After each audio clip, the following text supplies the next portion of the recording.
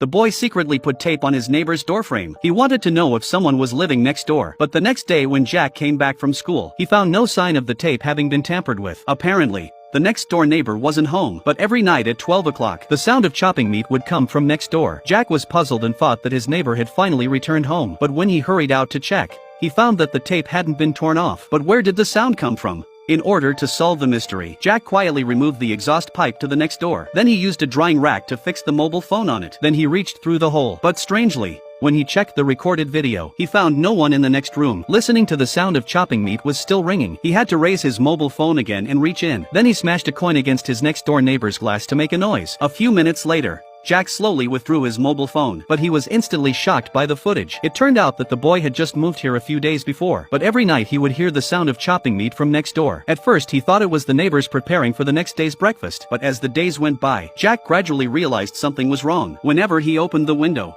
there was a strong smell of blood, and what was even stranger was that there were always a few stray cats around the neighbor's window. They seemed to be waiting for some special feeding. With suspicion, Jack began to observe the neighbor's movements. 2 weeks went by and he never saw anyone, but that day, when he came home from school, he suddenly saw a bright flash of light in his room. Thinking someone had broken in, he rushed upstairs, but he searched all the corners of the house but couldn't find anything suspicious. Thinking that he could never be wrong, Jack turned off the lights to make it look like no one was home. He stayed in the darkness and waited. When the time came to 12 o'clock, the sound of meat being chopped next door was still right on time. When he came to the windowsill, he suddenly saw some wild cats. Looking at the feces left behind by the cats, Jack suddenly had an idea. So he collected the samples in plastic bags. He sent it to a friend for testing, but the results showed that there was nothing unusual about the cat's feces. He was exhausted from days of torture, so he went to the landlord and asked her to change his room. But after listening to Jack's bizarre experience, the landlady advised him that he was probably hallucinating because he was too tired to study. Jack's face was still full of worry. The landlord simply chose to stay with him for the night. But when he was about to go to bed, the landlord accidentally knocked off the mural. The next moment,